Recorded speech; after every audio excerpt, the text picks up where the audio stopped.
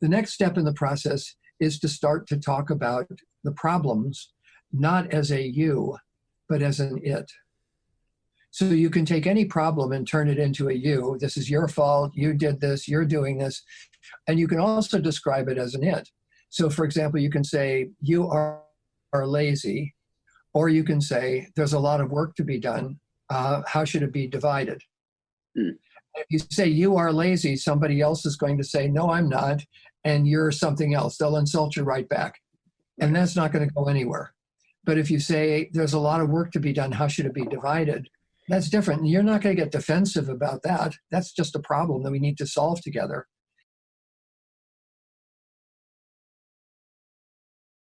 All right, what's up, everybody? Welcome back to Nick Carrier's Best You podcast. I am super fired up today because I've been diving into Ken Cloke's book, Resolving Conflicts at Work, 10 Strategies for Everyone on the Job. I've been diving into it this last week and a half or so, and ever since I've been chomping at the bit to get in conversation with you. So I just want to start by saying thanks for spending the time with me here today. Well, thank you very much, Nick. I appreciate being asked. Yeah, of course. So Ken is a world-recognized mediator. You've mediated in 28 countries, I believe, outside of the United States. You've done a lot of things, but you're also a teacher, public speaker, author of this book right here, Resolving Conflicts at Work, 10 Strategies for Everyone on the Job. But you've written a number of books as well, kind of all around conflict resolution, I guess, for the most part. But the way I want to start today here, Ken, is that when did you finally realize that this is kind of the field that you wanted to be in? Because you've been in the field and kind of in this area for about 37 years, is what I understand. So when did you realize that this was the field that you wanted to be in, and why? Great. Well, it's now this is the 40th year. 40th year. So, yeah. I think it happened as a result of three things that happened just in the same year. The first was that I was what is called an administrative law judge, involving people who were at work and trying to decide what happened to them. And I just felt uncomfortable doing this work because I felt that I wasn't able to get to the real issues. And I wasn't able to do something that felt right and just to me. And I couldn't figure out exactly why. The second was that I went through my own divorce, which was really seriously uncomfortable. And the third was that it's kind of a bizarre thing, but I was picked to be the first judge on People's Court before Judge Wapner. And they gave me a case to resolve, and I ended up mediating it, trying to figure out what would be a solution that they could both agree on. They both agreed, and we reached a terrific agreement, and they fired me because they wanted somebody to lose. So they could go in and interview the person afterwards and talk about how humiliating it was to lose or whatever it was.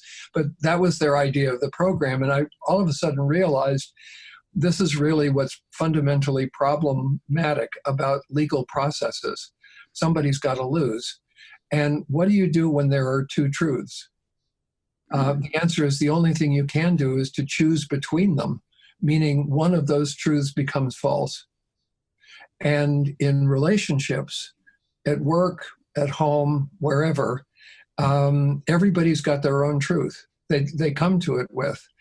And the most important part of that truth for them isn't the factual truth. It's the emotional truth. So if we all tell stories about the conflicts that we experience. And everybody who tells a story, if you are required to choose, thinking about your own story, if you had to choose between factual truth and emotional truth, which one would you sacrifice first? And the answer is factual truth. Yeah. Because the whole point of the story is to tell somebody what it felt like. And so then what happens is the other person hears the story and says, that's a lie. That's false. And now we're off to a great start because nobody's understood what the whole idea of the thing was to start with. So what mediation does is it gives you the ability to have both of those matter. The facts matter and the emotions matter. And then what we try to do is figure out where do we go from here. So you kind of, were these three things kind of a sequence of events that led you to being like, okay, this is like where I want to dive in and like deep study and deep research and that sort of thing? Yeah. What happened, it was kind of accidental. I saw an announcement for a program on mediation just to, to present it what it was. And in 5 minutes, I knew my life had changed. Okay. So it was just really powerful. And then all of these things came together. The idea of what it was that I thought I was supposed to be doing that really was fair. What's fair is trying to figure out what both people want and how do we get that to take place. That's the creative part of it. Yeah, no, I like that. So I'm not going to get political at all, but I feel like the country is probably really divided right now. But I feel like at the same time, there's never been more talk. There's never been more resources about how to communicate with others better and that sort of thing, and more just talk about proper communication. Why has it gotten to this point? If there are so many good resources to how to communicate better, why have we gotten further and further to more and more divided? Great question, Nick. My most recent book is called Politics, Dialogue, and the Evolution of Democracy, and it's an effort to answer that question. Mm-hmm. And I think that there are a couple of answers to it. The first answer is that we've got a mistaken idea about what politics is, because the language of politics and the process is one that pits people against each other in ways that encourage people to think that everybody else is evil and doesn't even deserve to be listened to. And that's what you can think of as a legalistic approach or even a power-based approach to what politics really is, which is just social problem solving. That's all it is, just social problem solving. So now how do we engage social problem solving in a way that is useful? And the answer is, in the first place, by listening to everybody who's got a different experience and asking questions that don't assume that there's a single right answer for everybody. So for example, with your listeners right now, the people watching your program or whatever, there are 3 questions that you or I could ask. Question 1, 3 categories of question. Question 1, who's the oldest person on this call, in this group? Who's the youngest? Who's the tallest? Who's the shortest? Who lives the closest to the station? Who lives the furthest away? There is a single correct answer for everybody to that question. Second question, how old are you? How tall are you? Where do you live?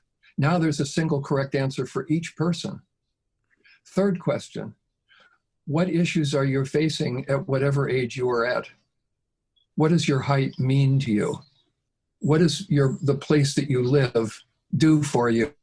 How does it make you feel? And now there are multiple correct answers for every person.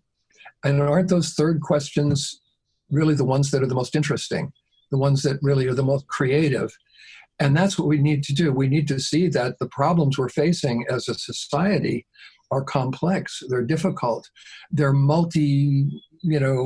dimensional and diverse, and where they require all of our input in order to be able to come up with not just a single correct answer for everybody, but an answer that's informed by as many experiences as we can possibly have it informed by. But instead, what happens is we drive out all of those differences by assuming that there is only one right answer. Yeah, it's it's funny. I've listened to a podcast this week and a YouTube video from you that I'm like kind of about to combine right now. There's a podcast episode that brought up the quote. I think it was from Bill Clinton, that right now, or that in politics, people are so worried about good versus bad instead of right versus wrong. And then I think you were talking about, I watched a video of you giving a talk about, I think, your latest book, where you talked about how Aristotle was kind of like the first person to kind of come up with the kind of modern democratic form of politics. And that definition was like the highest form of good, I think maybe is what you said. And so that's kind of what I started to think about, is that so many people are trying to pin like good versus bad rather than just like trying to come up with what is right. Yeah. So Aristotle says that his definition of politics is a search for the highest common good. Okay. which is great. And there's nothing really wrong with that. What's wrong with it is when we assume that one group's highest good is what is going to take place and nobody else gets listened to, nobody else gets included. So it turns out that there are three elements in every political conflict. The first is that there is a diversity of views about how to solve a problem. So there are multiple ways. If there's only one way of solving a problem, then there is no conflict. But if there have to be many different ways of solving it. The second is that there's an inequality between who gets listened to and who doesn't, whose ideas get accepted and whose don't. But the third element is the one that touches on our topic today, which is there is an adversarial win-lose process for deciding what solutions you're going to implement. But that isn't necessary. We can have a win-win, mutually acceptable process for figuring out what we're going to be doing that doesn't pit us against each other. So tell me exactly what these three elements are: the diversity, the inequality, and what was the third one? The presence of an adversarial win-lose process for deciding what we're going to do. So these three are these three elements things that we need to you're saying these are things that we need to be aware of? The things are like, what exactly is their role? Yeah, so for example, for diversity, one approach to solving political problems is to eliminate diversity. But the problem with doing that is you just possible solutions to the problem that would be helpful. So we don't want to eliminate diversity. We don't want to eliminate equality because we want everybody to be listened to and have a voice and be able to talk about what their experiences are. So here's a question that I asked to do that. Instead of asking, what do you think, or why do you think you're right? We start with the question, what life experiences have you had that have led you to feel so passionately about this issue? What does it mean to you? When we talk about gun control, or we talk about abortion, or we talk about race, or we talk about, same-sex marriage, or any of the hot issues that people are discussing, there's room for disagreement. And if instead of looking at it as a fight of good against evil, we look at it as a search for the highest common good, how do we actually solve this problem in a way that doesn't defeat anybody? What we end up coming up with is an approach that can be really creative. Here's my way of describing it. There are two ways of combining things, opposite views, whatever it might happen to be. The first is you take hot water and cold water and you mix them together and you get lukewarm water. That's compromise. But the second is you take water and you add flour and heat and you make bread. And you can't imagine the bread if you're the flour or the water or the heat. It's the combination. And that's what we try to do in mediation, is to search for the bread. How do we create a higher level of solution that really doesn't require a loser? And that's the idea of the win-win approach, what we call an interest-based problem solving. So you have a position, which is what you want, interest wanted. But you may be able to say, well, this position is wrong or that position is right. But everybody's interest is legitimate. Everybody has some legitimate why about why this concerns them, what it means to them, why it matters to them, what their life experiences have been with it. And we need to be informed by all of those as best we can. It doesn't mean that there aren't hard choices, which there will be. It just means that we stop seeing each other as the enemy. Yeah, I definitely think that, so much what you talk about in this book is like getting to know the person and like trying to be as empathetic as possible towards being able to listen to them and know where they're coming from and get the big picture. Where I want to go now is obviously you've done mediating and doing a lot of resolving conflicts is kind of one of your what you do. But over the course of doing all the resolving conflicts, what have you learned about how to go about avoiding conflicts? Or, and kind of in stemming from that question, is that a good question to ask, or is it even worthwhile trying to avoid conflicts? Like, is that something a worthwhile pursuit to do, or is it simply that we need to be better at conflict resolution? Well, we have a specific language around this within the field of conflict resolution. And what avoidance usually means is not dealing with any of the underlying issues, just like apathy is a form of avoidance. Cynicism is a form of avoidance. Lots of organizations, most workplaces are conflict avoidant, but prevention is a different type of word. So conflict prevention, I think, is what you're really describing. Yeah. And it is a very worthwhile thing to do to try to prevent conflicts.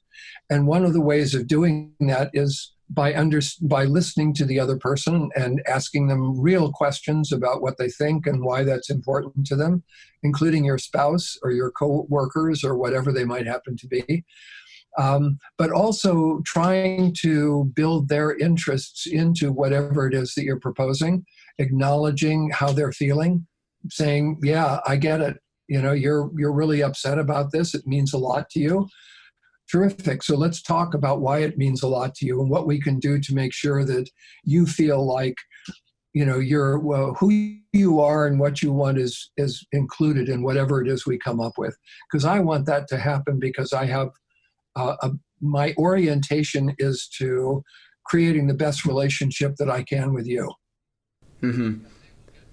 Yeah. So this is very pertainable to a lot of my listeners. A lot of my listeners are relatively young. And, you know, before we started recording, you talked about how you were just with in a mediation for a couple going through a divorce. So, and like I said, a lot of my listeners are young. So people are in new relationships, maybe just getting married, that sort of thing. So what maybe advice would you give to somebody in a new relationship, somebody newly married, about things that they can do to prevent some of those kind of conflicts that you see often arise in some of your mediations? I would say there are several things. The most important probably is what we call asking open-ended questions. So a closed-ended question is a question like, where were you last night? Or where were you on October the 31st? Or what's your address? You know, there's a single correct answer to those questions. Yeah. But an open-ended question is, why does this matter so much to you?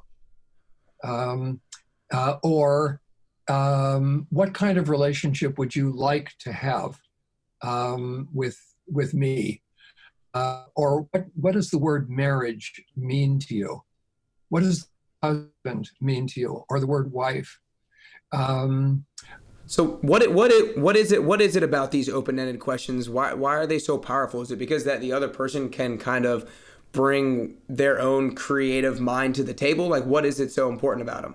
Yeah, I think that's exactly right. They get to bring themselves.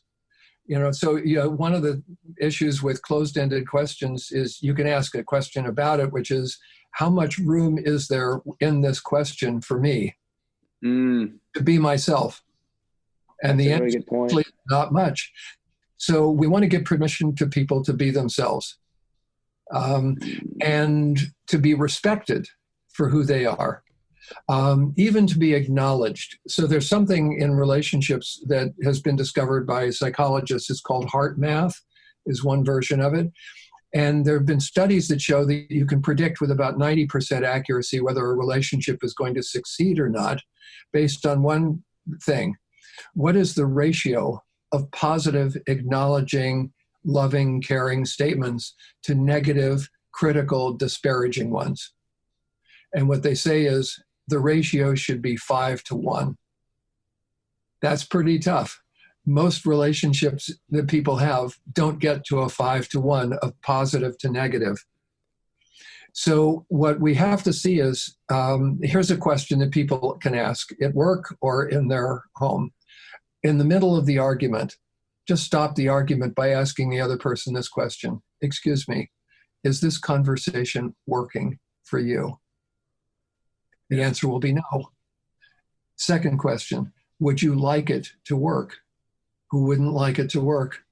Third question, what is one thing I could do that would make it work better for you? And now would you like to hear one thing you could do that would make it work better for me?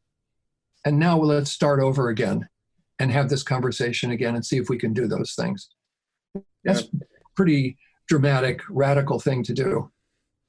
Yeah, that definitely is. So I don't know exactly how the mediation process works, but if you're going through a mediation process for people who are having a divorce, have there been times when you've been going through the process and people have decided not to go through with a divorce? And if so, is there a commonality? Is there like a common question or a common topic or a common thing that gets those people out of them wanting to get a divorce? Yes. And the answer is yes to both of those. Okay. So, it often happens that people get divorced because they have a deep conflict between them that they haven't been able to resolve, and they just get exhausted trying to resolve it. And they start to give up. They think that it's unresolvable, and it isn't. So there are a couple of questions that you can ask. Here's one. Is there anything, if there was one thing that the other person could do that would make you change your mind about wanting to get divorced, what would that one thing be?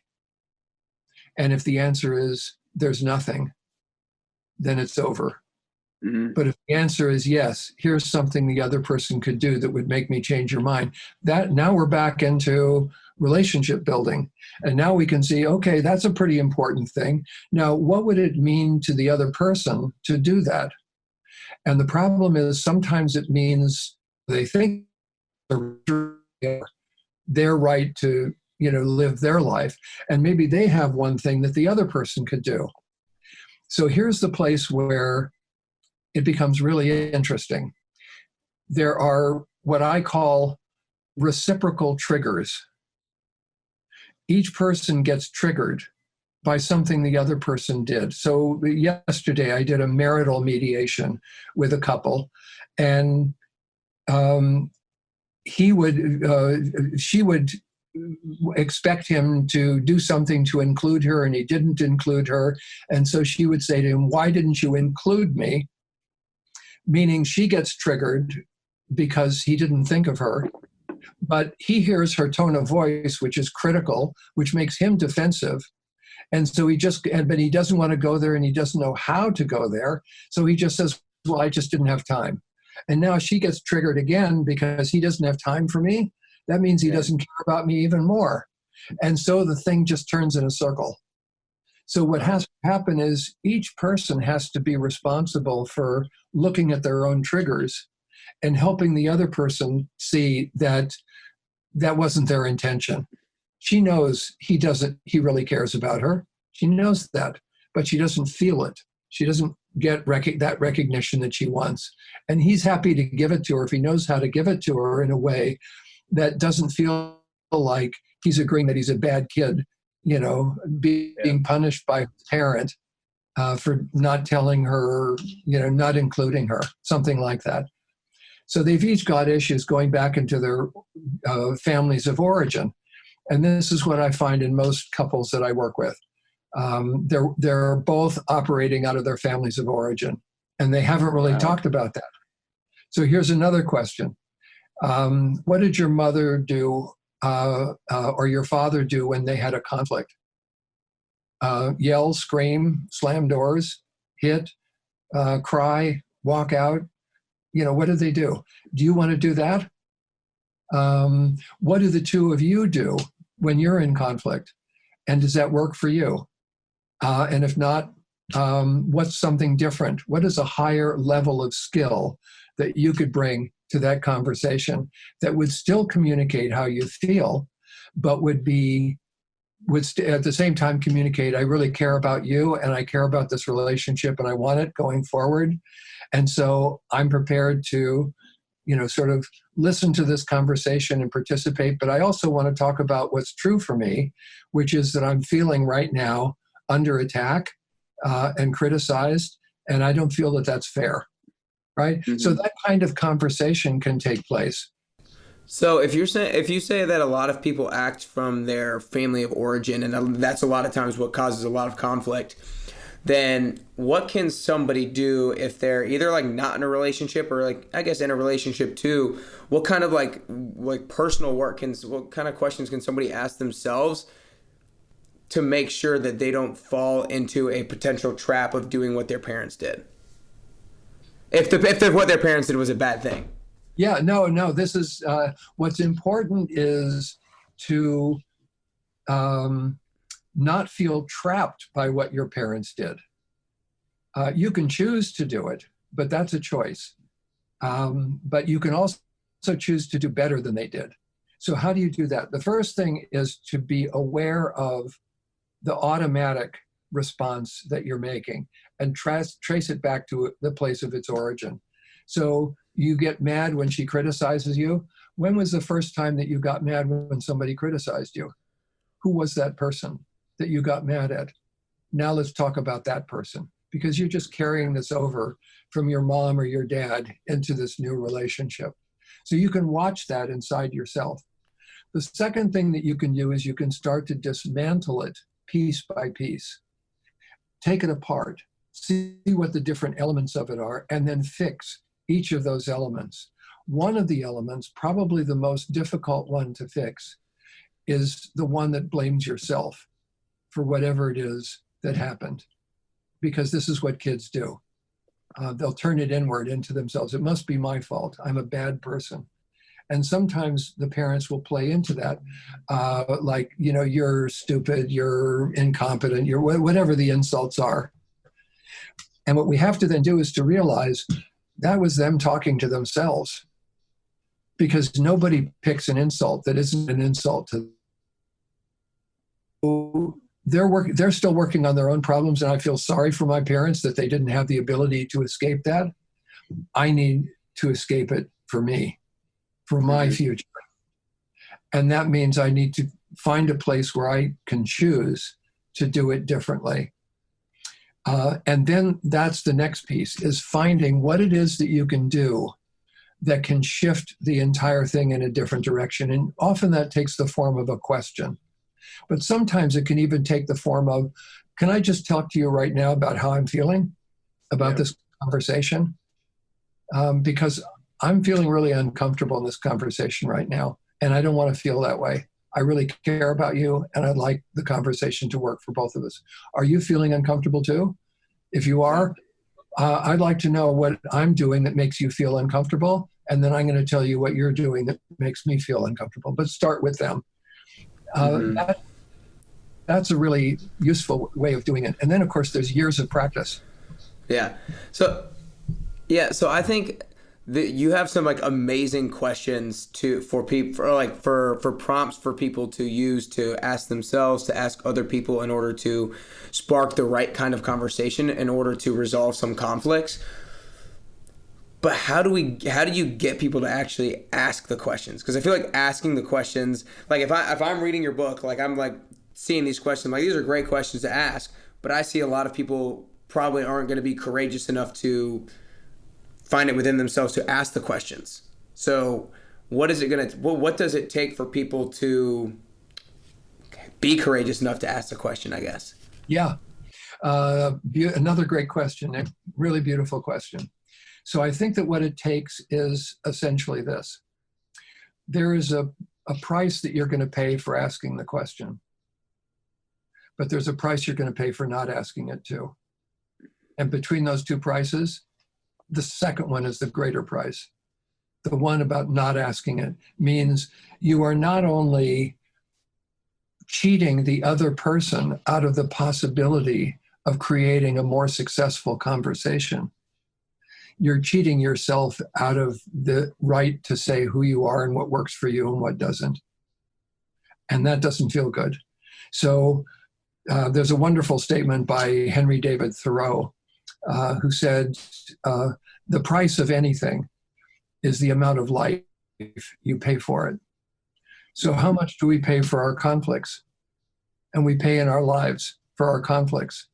So what it takes is a kind of decision. I'm going to live my life. And I'm going to have the courage to pay the price for telling my truth. But I need to do it in a way that doesn't deny anyone else's truth, because otherwise they're going to be upset over what I've just said unnecessarily. But what I want to do is let everybody have the right to say who they are and what they think is important, why it matters to them, what they want to see happen going forward. And then we can negotiate and figure out how we're going to do it together. Yeah, it sounds like to me, like when you first said it early on, it's that you need to, like, everybody is so, like, we live in an instant gratification world, and also in a world of like avoiding instant pain, right? And so it's almost like people are avoiding the instant pain for the potential of that long-term pain. And so simply the awareness of that could be a motivator to simply start asking these questions. Yeah. Yeah. So here, some people ask about mediation, how long does it take to resolve a dispute? And there are two answers to that. One is it can take anywhere from 1 second to forever, depending on how you behave. And the second question is, how long does it take not to resolve it? Not to ask that question. And the answer definitely is forever. You'll hold on to it for the rest of your life. And that's what people do in the workplace. They hold on to these grievances, mostly because they don't feel that they have the skill to be able to handle the conversation that could take place. That's why having a mediator there makes it much safer, because the mediator is there to make it okay for both people, and help people say it in a way that's going to be effective to the other person. And we do this just because we have practiced building empathy with everybody. Here's an example. You mentioned about working in other countries. So I worked for several years in Greece, in Athens, helping Greek mediators learn how to conduct dialogues between Greek citizens and immigrants. Now, this is a hot topic in Greece. There are Greek citizens who feel, really angry about immigrants coming into the country. And there are the immigrants who are there who feel upset about the way that they've been treated. And so what we did was we brought them together into a dialogue to talk about the issues. And nobody's pretending there are no issues. But here are the first two questions. Question one, have you ever, in a family or a workplace or a neighborhood or a school, been the new one? And everybody else has been there for a while. And what did it feel like to be the new kid on the block? How were you treated?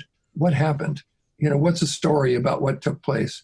And second question, have you ever in a family or neighborhood or school or workplace been the one who's been there for a while and now new people are coming in and changing everything? And how does that feel? How do those new people treat you?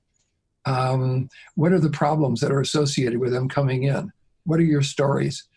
And in two questions, everybody can start to understand what it might feel like to be in the other person's shoes, just a little bit.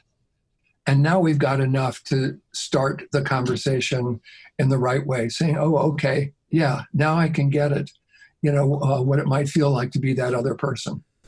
Okay. Yeah, well, I'm now that you brought it up, I want to kind of continue with this example a little bit since you brought it up. So if the first step is to get them being empathetic of each other, essentially feeling what the other person, being in the other person's shoes would feel like, after they kind of have those questions answered, that conversation started, where do you go from there? Yeah. So the first step is to help people become real to each other. And open up that experience. So you're not just thinking it from the inside out, you're also kind of starting to perceive what it might feel like from inside out for some other person. And that expands your brain a little bit. The next step in the process is to start to talk about the problems, not as a you, but as an it. So you can take any problem and turn it into a you. This is your fault. You did this. You're doing this. And you can also describe it as an it. So, for example, you can say, you are lazy, or you can say, there's a lot of work to be done. How should it be divided? Mm. If you say you are lazy, somebody else is going to say, no, I'm not, and you're something else. They'll insult you right back. And that's not going to go anywhere. But if you say there's a lot of work to be done, how should it be divided? That's different. And you're not going to get defensive about that. That's just a problem that we need to solve together.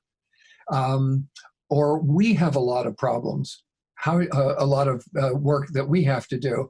How should we divide it between us? That's the use of the we pronoun instead of the you pronoun. So just that simple piece. A second thing is, instead of looking backwards at what's happened in the past, look forward at what you want to see happen in the future. Because you can argue forever about whose fault it is, but fundamentally, it doesn't matter whose end of the boat is sinking. You're both in the boat.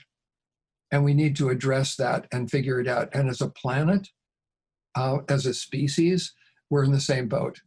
And we've got to, instead of just blaming each other and saying it's your fault, no, it's your fault, we have to say, we are, all of us responsible for making this the best place we can live in that we possibly can. And let's stop blaming each other for it and try to figure out what we can do together. I like it. So like we've said, you've been in the kind of this industry and resolving conflicts for about 40 years now. What across those 40 years has stayed the same in terms of communication? And I'm going to switch it a little bit. What has stayed the same in terms of conflicts that are just continuing to come up and will never not come up? And what are the new conflicts that are coming up that have not happened in the past? Great question. So the ones that I think are the same are that inside organizations, which we can think of as conflict resolution mechanisms. Every workplace, every organization is an effort to resolve conflicts by bringing a diverse group of people together and harmonizing their activity. That requires conflict resolution. But those organizations are not very good at it. Every marriage, every two people who form a couple together are two people who are facing problems together, and those are difficult. Anytime you get two or more people together, you're going to have some difficulty. And those difficulties continue. And some of them remain the same, but some of them are going to change. So, for example, there's a very different sense about gender responsibilities today than there was 40 years ago. Right. So men look at themselves differently, women look at themselves differently, the whole relationship is seen differently. Gender is seen as more of a construct than a given. The second thing that's changed is a lot of changes generationally with Gen X and Gen Y and, all the different generations that have been coming up, each one of which has a very different attitude towards conflicts and how they should be resolved. So you have different, just because you grew up in different periods. So like I grew up in the 60s, really, and there was a very different attitude toward conflict then than happened in the 80s or happened in the early 2000s or whatever. And now that's changing very rapidly as the nation is becoming more and more sort of angry and upset with each other. And this is happening not just in the US, but around the world, where people are being divided along lines that didn't exist just even 5 years ago, 10 years ago. It's getting worse now. Yeah. And so did you have something to add there? I don't want to say. Okay, gotcha. So and I've thought about this before. Do you think that a potential additional reason for more and more conflict to be happening, potentially because people enjoy conflict? Is that a reasonable thing to say? Well, let me say it slightly differently. Okay. The question is, what is it that they enjoy about conflict?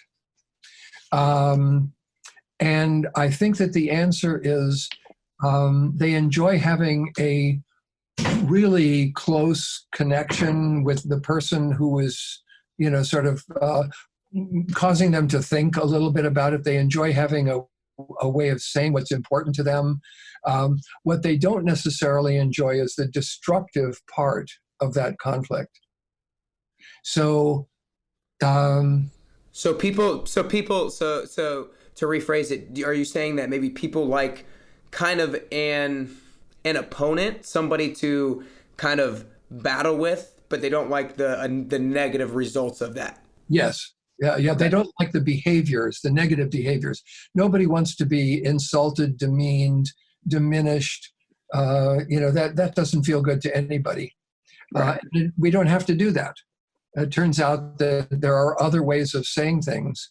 And if you think about any insult, you can see that whatever the insult is, if you take, for example, you're lazy, and that's seen as an insult.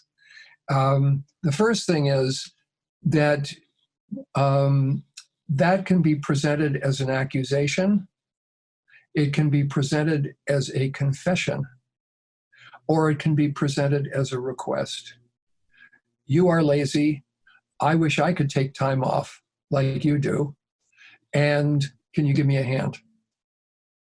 And in content, those three are the same, but the outcome's going to be totally different. So what we are now talking about in the field is what are called generative conflicts. How to have conflicts that generate some new outcome. How to have constructive conflicts, because we're not opposed to conflict. Conflict is actually a force for change, for improvement. But what we want to do is try to build our skills at handling that conflict in a way that lets us really achieve those positive things that come out of it, and not get stuck having, yes, you did, no, I didn't, types of conversations that just go nowhere. Yeah, I like you said. What's the phrase that you use that people are talking about now to generate new generative conflicts? I like that a lot. That's cool. That's a cool idea. Well, I want to make sure we get the last few questions in. I want to ask you, for a personal question, is there a favorite conflict that you have resolved? Yeah, there is. I've done a lot of juvenile victim offender mediations, kids who commit crimes and their victims, which are now usually included in something called restorative justice. And this was a particular case involving a woman who's driving on the freeway, and all of a sudden her windshield shatters and she almost gets into a crash.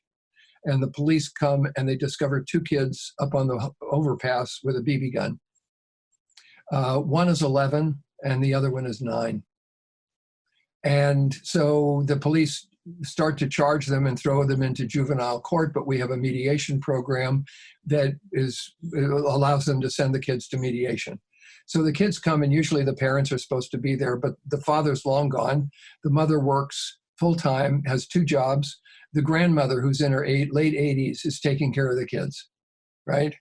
So she can hardly do anything. The mother isn't even there because she can't afford to take off from work.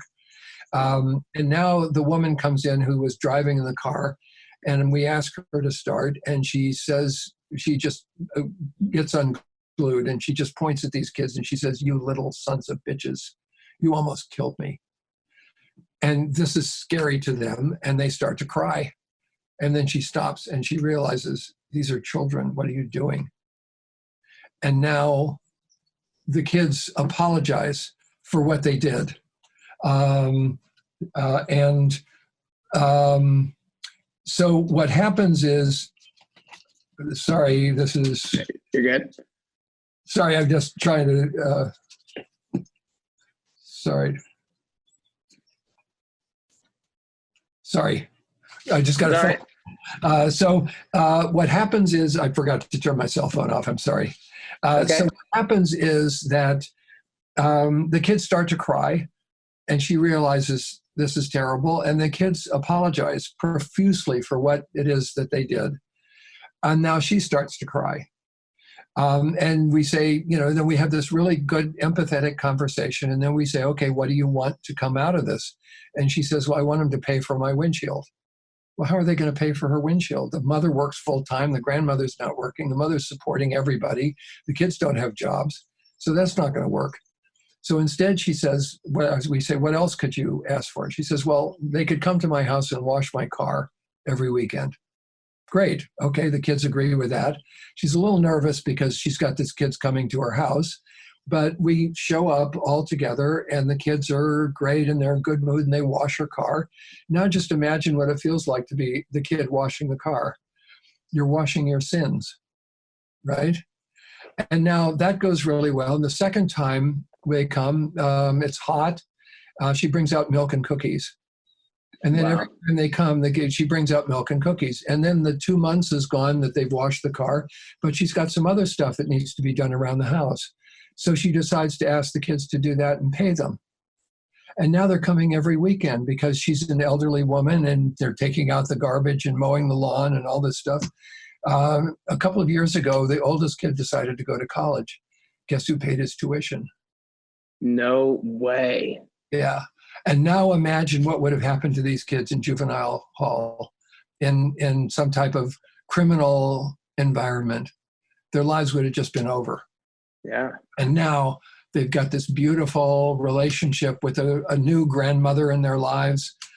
And they're still connected to her. They still go and see her. Wow. That's awesome. And it's like probably 10 years later. Oh my gosh. Yeah, that's an awesome story. That's so cool. The tuition thing. Oh my gosh, that's so cool. Well, the last couple of questions I like to ask all my guests. So I believe that one of the most important things in order to get closer to the best version of yourself is to gain clarity on what that person might look like. And then try to reverse engineer and get closer to that person. And so what I want to ask for you, is there a particular, and I'm gonna add a third thing on that I don't normally add, but is there a particular skill, a particular piece of knowledge, or a particular question answered that the best version of yourself has that you don't currently have? Yes. And the difficulty is to find that. And in order to find it, you have to go deeper inside yourself to that place of authenticity. And what I would recommend as a process for doing that is meditation, not mediation, but meditation. Silent meditation in which you let go of all of the stuff that isn't you. Yeah. And you gradually get to a place of greater depth and knowledge about who you are. And then what happens is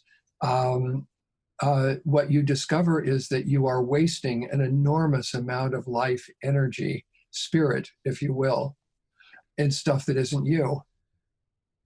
And you want to increasingly center yourself in the place that is authentic for you, that is real for you. Yeah. Well, so I'm also actually asking you, like, what is a skill or a piece of knowledge that the best version of yourself has that you don't currently have? I would say it's this. Most of the arguments and conflicts that we have take the form of us versus them, me versus you, or us versus them. And fundamentally, it is the realization there is no them. There's just us. It's just us. Everybody else is just like you, struggling, trying to figure it out. Cut them a little slack. Give them a little room to discover for themselves what they're doing that isn't working, and come from that place. And if you can do that, that's a heart space. And so it's not head knowledge, it's heart knowledge that actually opens this place for you. I love it. That's awesome. Well, before I ask the last question, I want to acknowledge you, Ken, because I think for you to go from this place back like over 40 years ago of kind of like realizing this area that you could have a significant impact in, and seeing this area that you had kind of a knack for or a talent for, if you will, and then putting so much time, research, and effort into it, and being able to affect so many lives in a positive manner. I think that's so cool, especially that story that you told. That's like one of the coolest stories ever, because everybody has like their unique way of changing other people's lives and affecting it in a positive way. And it's so cool that you have found such kind of your niche in such a cool, unique way. So I think that's awesome. Of course. Well, thank you. So tell a little bit where people can go and support you online and where they can get your books and all that good stuff. I know people are going to want to learn more.